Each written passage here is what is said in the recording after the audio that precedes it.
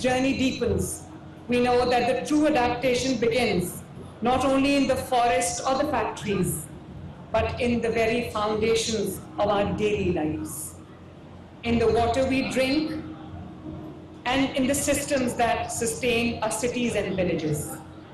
And that is why, ladies and gentlemen, for the first ever time, Punjab has established district water and sanitation authorities in all 41 districts of Punjab, a framework that until just last year, up until I assumed office, it existed in only 5 districts, 5 of 41 districts. This indeed is a giant leap, is a historic leap, and a century late correction as we launch the largest water and sanitation rehabilitation program in our province's history, now transforming all 41 districts.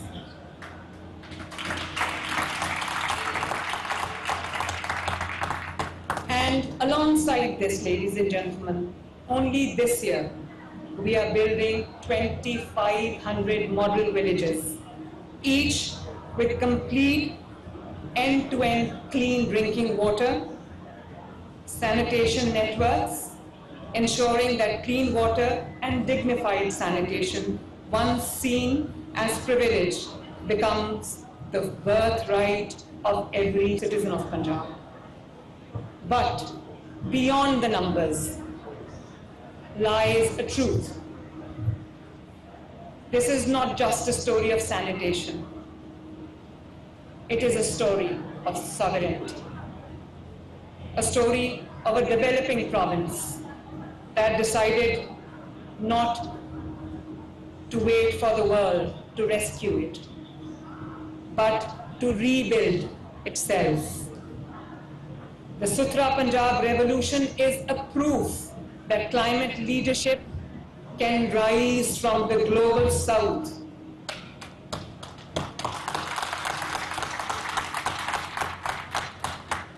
That governance, when powered by empathy, equity, and evidence, can change both systems and souls. We are not just cleaning our streets, we are carving and clearing a path for our future generations, for our children, ladies and gentlemen. We are not just managing waste, we are managing hope. And as we stand here at COP30, I say this with conviction, Punjab's journey is not an end, it is just the beginning.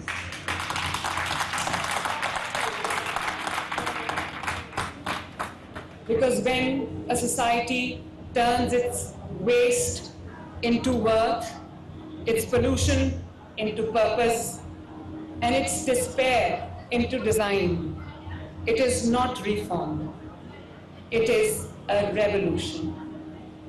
Through our plastic management cell, more than 2.5 million citizens have pledged to say no to plastic.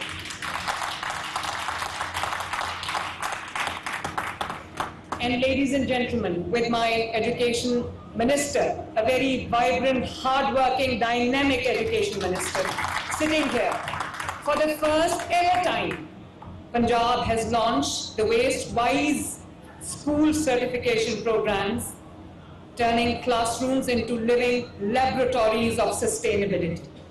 Students are learning segregation and recycling, and the 422 tons of plastic confiscated under Say No to Plastic campaign are being reborn as recycled bins, as classroom furniture, park benches. Ladies and gentlemen, it is indeed a true transformation from waste to wealth.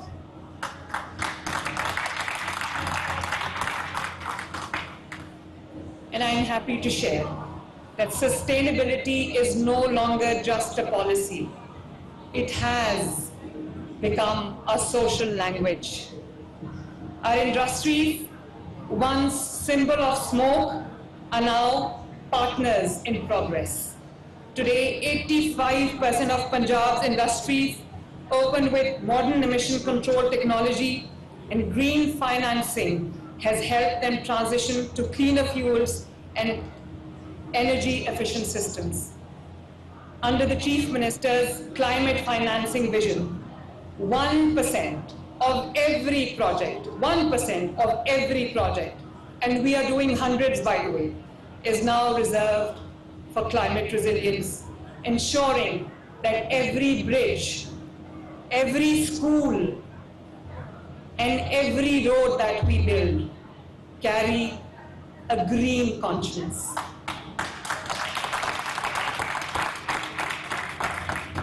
And as our cities grow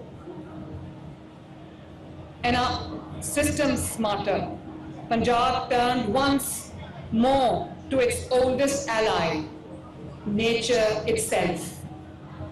Because no climate vision is complete without the forests that protect, the rivers that sustain, and the wildlife that reminds us of beauty and balance.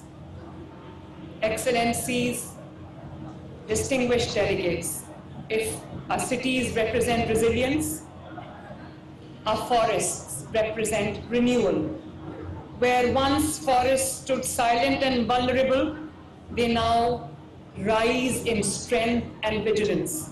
Millions of trees have been planted in less than a year. River corridors have been restored and wetlands revived to act as natural lungs and buffers against climate extremes.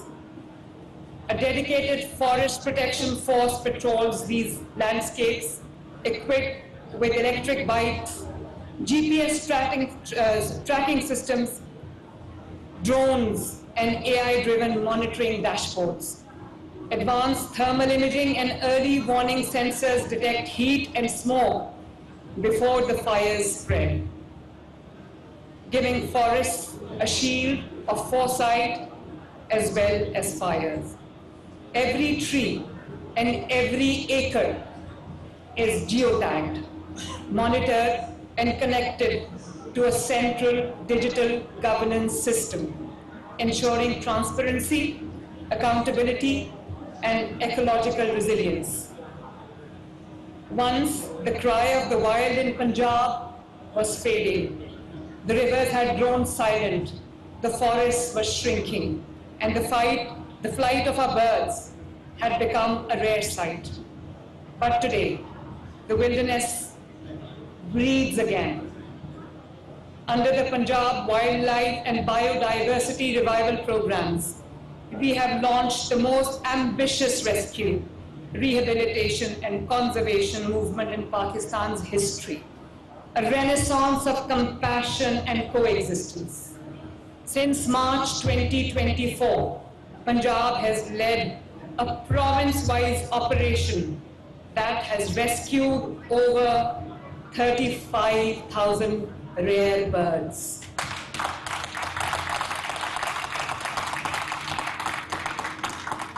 And that has rescued 700 animals. With the first ever dedicated bear rehabilitation, the enclosure that we set up at Lahore Safari providing sanctuary to 23 rescued bears, cute ones. For the first time, AI-driven drone surveys are mapping wildlife habitats across the province, while Pakistan's first ever black buck drone census, the first of its kind in the world, has set a global benchmark in conservation science. Through an AI-based wildlife consensus being conducted in partnership with IUCN, Punjab is building a living digital map of every species across our ecosystem. But beyond the data, ladies and gentlemen, lies a human story of empathy and innovation. We have approved the first ever Wildlife Rescue Rangers force, equipped with rescue vehicles, electric bikes, and again GPS collars to track rehabilitated animals. 3 modern rescue centers and a wildlife helpline now operate round the clock to save injured or endangered species. A new wildlife hospital, the largest and the most advanced in South Asia, is under construction in Punjab, ensuring that treatment and care match the standard of our compassion. Ecotourism has been reborn in Punjab. Projects worth over 8.7 billion are transforming natural sites into model nature destinations, while new zoological and biodiversity parks are redefining how people experience nature responsibly. Punjab has also strengthened justice for wildlife. The Punjab Wildlife Act and Protected Areas Act now includes special courts, whistleblower protections, and penalties up to 7 years imprisonment, and 5 million rupees in fines for cruelty or illegal trade. Something I'm really very, very proud of. A new wildlife force of around 600 officers, 25% of which are women, now enforces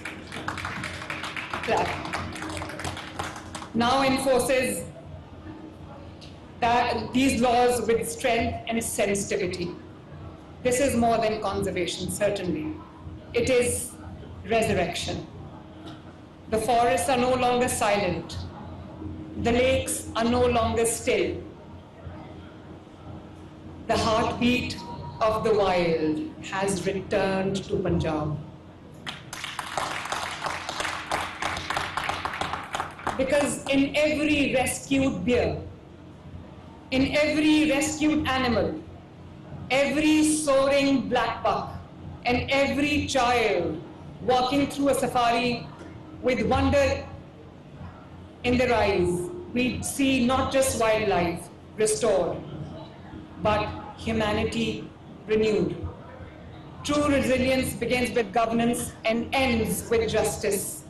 I personally chair the Punjab Climate Council, bringing together every department from energy to irrigation under one coordinated framework. Through the Special Investment Facilitation Council and Punjab Board of Investment and Trade, we have global partners to co-create a green economy, from waste to energy and e-mobility to renewable housing and blue economy restoration.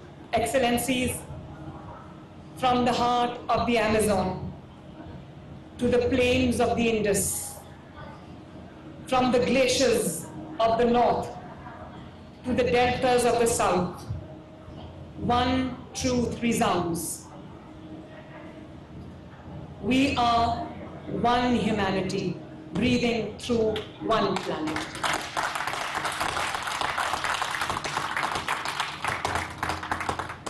Our world may be divided by geography, but it is united by breath. The air that leaves the Amazon reaches the Himalayas. The melt of one glacier feeds the river of another land. In the shared breath lies our shared destiny. The earth does not need saving, we do. Because the true measure of leadership today is not power over others, but partnership with nature. Let us rise together, ladies and gentlemen, not as nations divided by borders, but as custodians bound by shared purpose. Let COP30 not be remembered as just another conference, but as a covenant of will, a turning point where moral courage meets practical action. Let this be the decade when humanity rediscovers its balance with nature, its humility before creation, and its hope in each other, ladies and gentlemen. from the forests of the Amazon, where we stand here today, to the fields of Punjab that you saw on the screen. Let's build an alliance of green hearts, a coalition of compassion that transcends geography and politics. Let every ton of waste turn to energy, every girl train in climate innovation, or every child for that matter train in climate innovation, and every tree planted in a forgotten village become part of one shared legacy, a planet renewed by justice and humanity. Because in the end, the planet will endure, but our compassion will redefine what we do. Let us move from recognition to reconstruction, from pledges to partnerships, from despair to determination, from Belém to Punjab, from river to rainforest. May we breathe as one, may we build as one, may we rise as one for our shared tomorrow, for our shared planet. If the 21st century is to have meaning, let it be known as the century when humanity finally made peace with its planet. But let it also be known as the moment when the global South found its voice not in protest but in purpose. The time has come to redefine the balance between the global North and the global South, not built on aid but on accountability, not on pity but on partnership. The global North must lead with responsibility, and global South with innovation and resilience. Together, we can turn historic inequality into shared purpose, and shared purpose into planetary survival. When nations that suffered the most, yet contributed the least, stood up not as victims of climate change, but as leaders of climate justice. When we declare that compassion is our currency, equity is our demand, and shared survival is our politics. At COP30, ladies and gentlemen, let the global South rise together, united in resolve, equal in dignity, and unstoppable in belief that climate action is not charity, it is justice. Thank you very much, ladies and gentlemen.